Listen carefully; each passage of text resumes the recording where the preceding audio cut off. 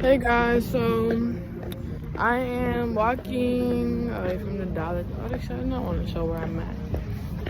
I'm walking from the Dollar Tree, and I just had to get some panty liners because I fucked my friend on Thursday night after work. After that night, that was trash.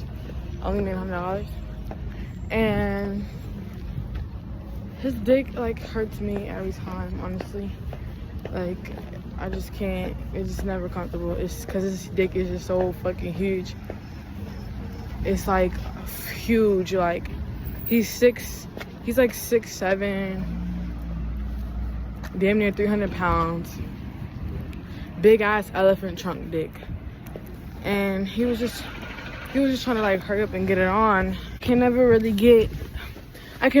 get like wet enough, I feel like, with him. Like, I don't know if it's like he's just not doing foreplay long enough or what, but it's like he be hurting me, like, and I be telling him he be hurting me, and he be like, oh, sorry and shit, but his dick is just so big, like, it's just like he can't help but hurt me, especially if I'm not all the way aroused.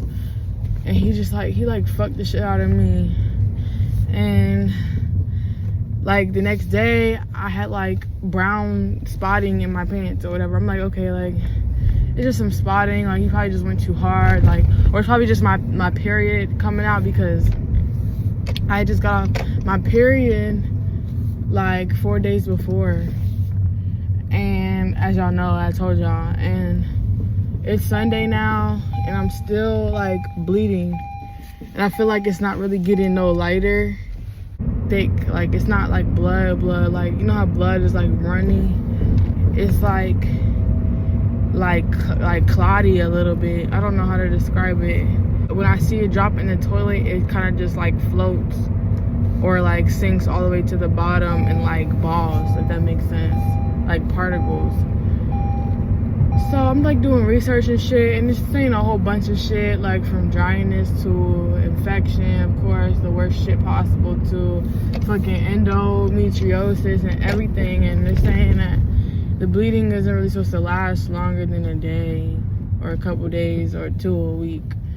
So I mean, doctor's offices are closed, so I can't really call nobody to go to the doctor. So I'm kind of just waiting it out, but I'm not about to keep just bleeding through my underwear. I don't have no pads or nothing left, so I had to go get some pain liners. But yeah, I couldn't even go to work over the weekend because I read something that was like, you know what, when you're bleeding after sex, you should not put a tampon in, because you don't know the direct cause of the bleeding, and it's most likely not like the bleeding that is coming from a period. You know, like, it could have been my cervix getting torn or some shit, or like irritation in my cervix, or anything. I just feel so fucking lost, like, and confused and just fucked up and irritated. Like, I just continue to make the wrong fucking decisions. Like, I can't fucking help myself. It's like, but at the same time, it's like everybody who's successful, all these people that are successful in gambling and shit, all these niggas work in a team. All these niggas get advice from each other. Like, I don't have nobody helping me with anything in my life, like, at all, besides my dad financially. When I desperately, really fucking need it, he will send me some money. That's only been, this is the second time. Like, I don't really have no real support. The niggas I made a gambling page, and niggas literally just started fucking helping me out, sending me tickets and shit. Like, one nigga out of the 100 people that follow me, nobody collabs with me, nobody cheers me on, nobody fucking supports me in anything that I do besides music. But at the end of the day, you know, all I need is God and myself. I just have to believe in myself that I can do it. Like, and it's so crazy. Like, you know how I know I can do this, right? I was telling my dad, like, you know, faith is supposed to move mountains. Faith and belief is literally supposed to make them possible with the appropriate action behind it. He just like not believing me and shit. And the only reason I was really saying that was because And Charles Oliveira's documentary, that's what he was saying. Like, he was talking about how he's a UFC fighter, but when he was growing up, he had, like, pretty much was paralyzed from this rare ass condition in his bones and shit that kept him from being able to move, and he was in a lot of pain and shit. And then he ended up basically, like, growing out of it and, like, being able to fight. Like, he found out he wanted to be a fighter and shit, and he started fighting, and then he started winning and was being good at that shit. And he went back to the doctor, like, look at my medals, nigga. Like, y'all told me I was never gonna walk, and I fucking am a fighter and beating niggas' ass, like, in jiu-jitsu and shit. And so having faith despite the circumstances, besides what shit look like that's what God is about. And God puts us through shit so that we can have that faith. And, you know, he has said specifically, he was like, faith can move mountains. A fé, ela move montanha, mano. Se você acredita que você tem fé, você vai subir esse prédio aí, sem nada, você vai subir. And what the fuck did I see when I first woke up? When I opened Twitter, what the fuck did I see? Man scaling a 19-story burning building in Philadelphia with the hopes of reaching his mother trapped inside. I'm not just going to sit there and let my mom die. I'd rather risk my life falling than let her sit in there and die. Yeah, he's climbing all the way up the outside of the building. Sometime after 9:30 p.m., Jermaine received a call from his sister saying his 65-year-old immobile mother couldn't make it out of her apartment on the 15th floor. Jermaine rushed to the scene, but police had blocked off the front door. They said they was like, the elevator's not working. I'm like, no problem, I'll take the steps. I just want to go make sure my mother is sick. She bedridden. So I need to get up there. But police wouldn't let Jermaine in. So despite having fractured his hip earlier that day, Jermaine let adrenaline take over, climbing the building's fenced-in balconies, wire cutters in hand. I was going to cut a hole in the fence to next door and then, you know, to let her go through. The fire was contained by the time he reached his mother's floor. She reassured him from the balcony that she was okay, and back down he went. Like, and then you want me to sit here and believe that this gambling shit isn't possible? Like, that I can't get my motherfucking money back? And I don't even want to hit fucking big.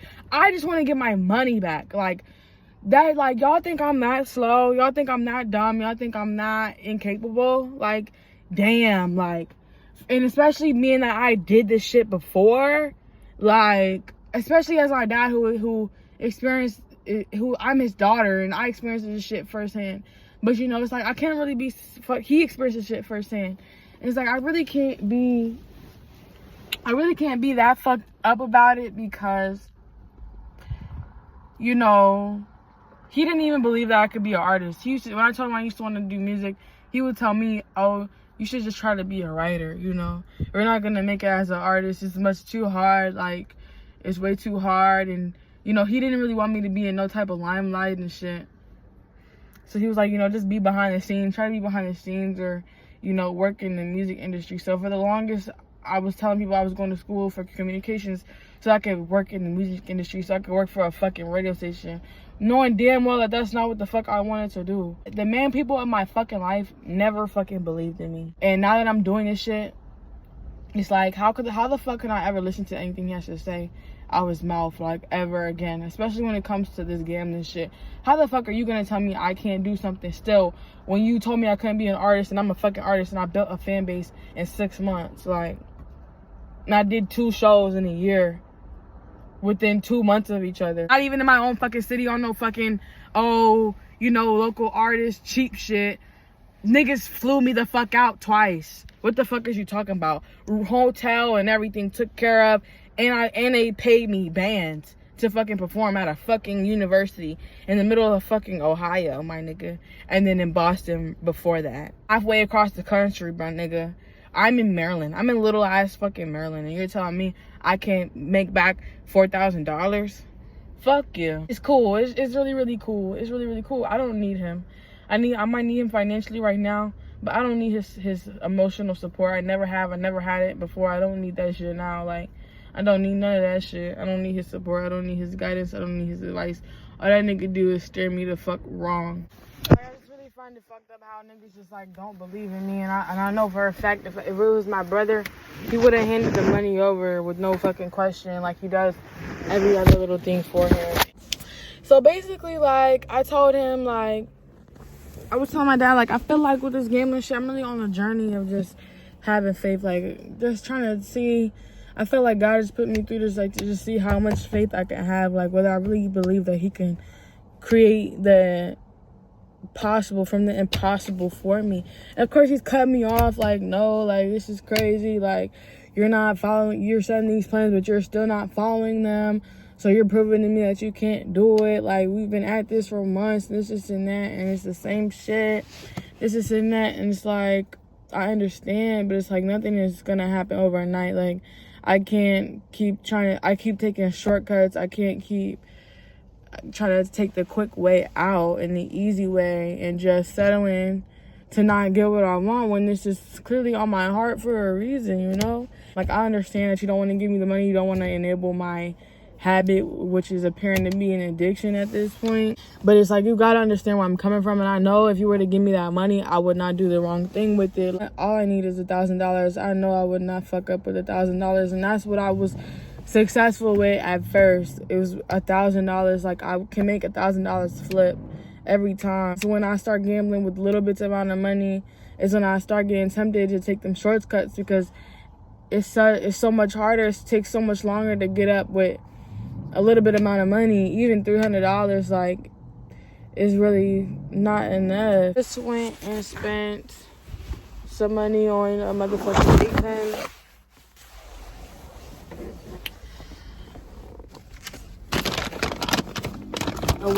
A weed pen, not no regular vape.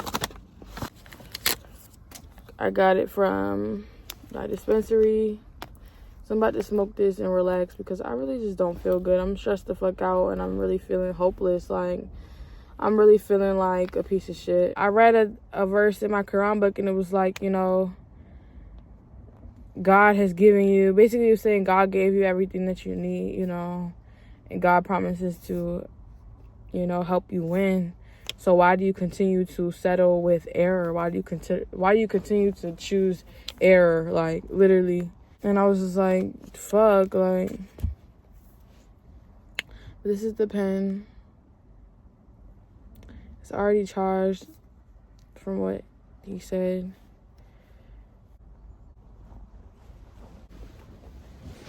Feels like I'm literally sucking in metal, but 2 hits gets you right. I keep forgetting to vlog at this too. My bad, y'all. He makes my setup though right now. In that mode. Put that back in and get right.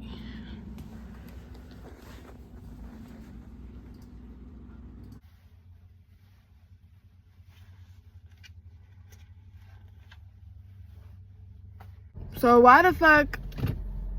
So somebody was banging on my shit all last night. I'm like, what the fuck? I'm thinking this ops and shit from bitches I had got into it with or whatever, like. And so I'm just not answering the door, of course. I wake up in the morning at 11 o'clock, somebody banging on my door, ringing my doorbell the same annoying ass way. I look at my peephole and I see a bitch, like, looked like she was wrapping her hair, like had a scarf, but she's all the way outside my building. Like, the way my building set up is like, it's a glass door you walk through before you walk into the building. So I'm like, this scary ass bitch, like, how you gonna bang on my door and then run outside? Like, what's up? You supposed to meet me when I come outside, the fuck? So I'm like, I'm ready to take a shower, like, and then go to the post office or whatever. I'm like paranoid, like, I need to find my knife, I need to do this, do that, do that.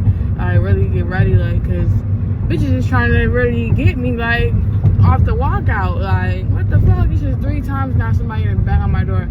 So, y'all, I'm like, what if it's my keys? Like, I'm looking around for my keys. I'm like, I know it's not my motherfucking keys in my door handle again. This is the second time I've done this dumb shit. I got my Jordans on, I got my hoodie on, I got my bonnet on, everything. Like, what's up? I was really ready. Last size large, and sold the fuck out. So yeah, all that's left is long sleeve shirts. But I am about to start putting other t-shirts on the website for y'all to shop because for whatever reason y'all don't like black long sleeve. It's foggy as fuck out, like you can't even see. It's so fucking.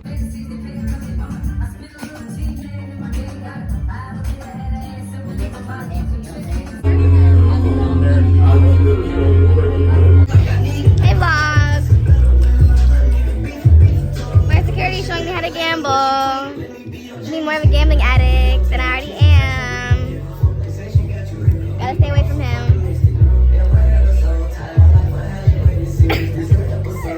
But I'm not gonna win. My money back. Hold on. Looking decent. Whatever. You can need to do that $100 Again. But I got here late, so I'm really scared to see what my tip out is gonna be. Like, definitely not in the mood, but 15 on the boardwalk.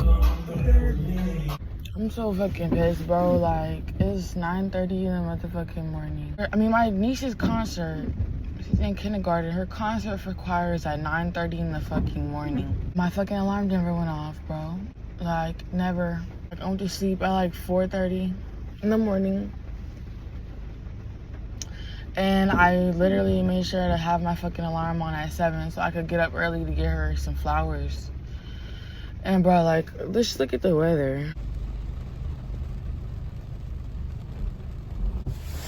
Like, this is just a setup for fucking failure. And now they're already performing and starting, and it's just like, I wanted to go get her some of the fucking flowers, bro. I'm pissed. Hey guys, so I didn't really vlog that good yesterday, but it was slow, but it was so weird. Like, the niggas was just coming up to me. Like, I didn't even have to do nothing. Like, they was just literally like walking up to me like, do you want to dance? Do you want to dance? Like, and I'd be like, of course. So I got there at like 11. Then I got on the floor like 11:10. That one guy, the girl that invited me to the section because he was throwing money, he was there again. So I came and got tipped on stage by him twice. And he had like a girl with him that I'm pretty sure I seen her when I used to go to high school. Like, I'm pretty sure she went to the same high school as me. She's like 2 years older than me. But yeah, she was with him or whatever, and she was tipping and shit. And like,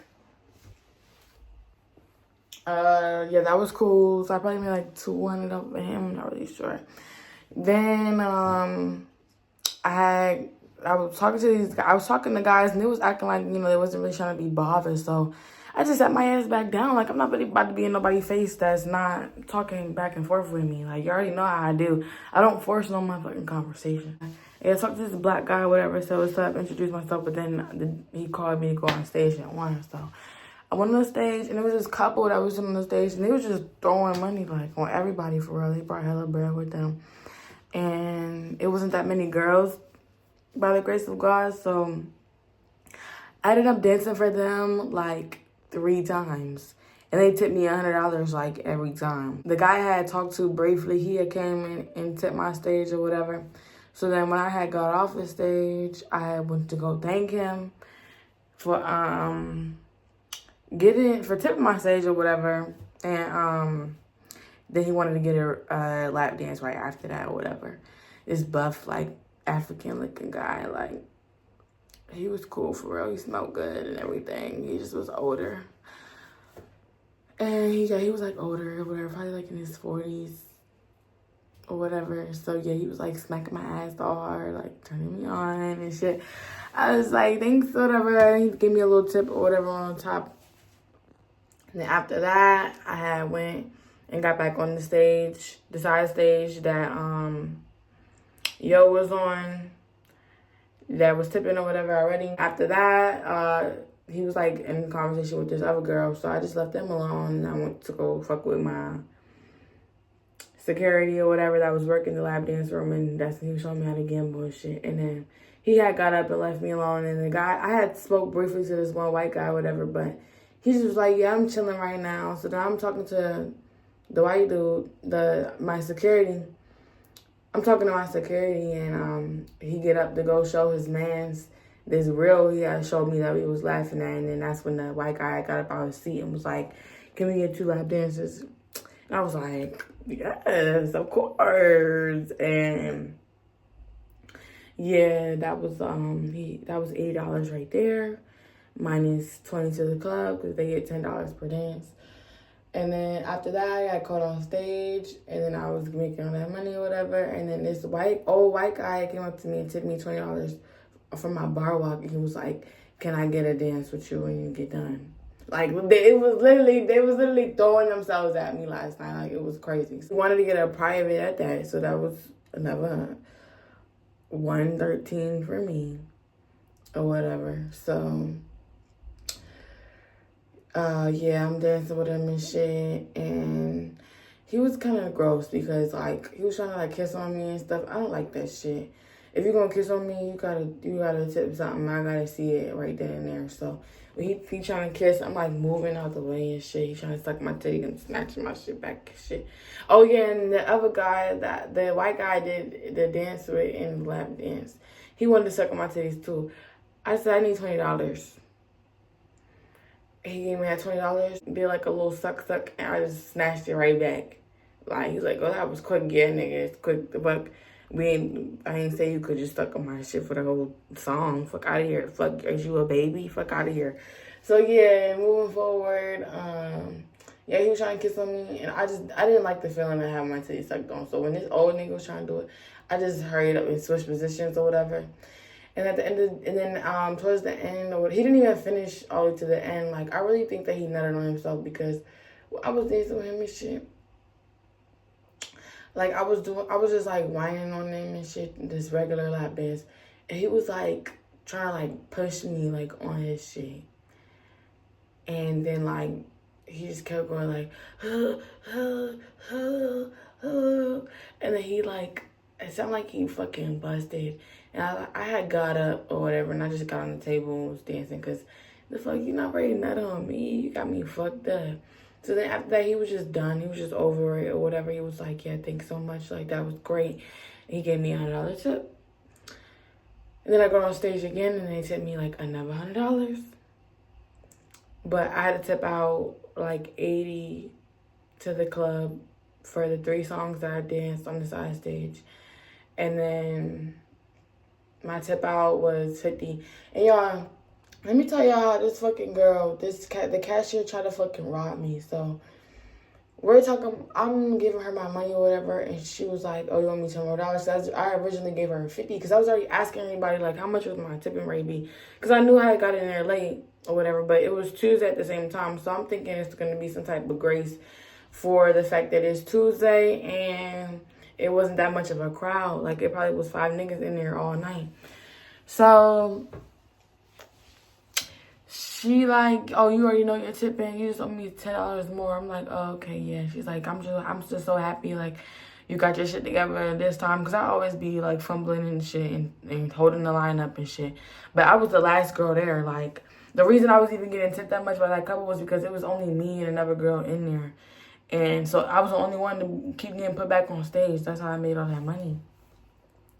So, yeah,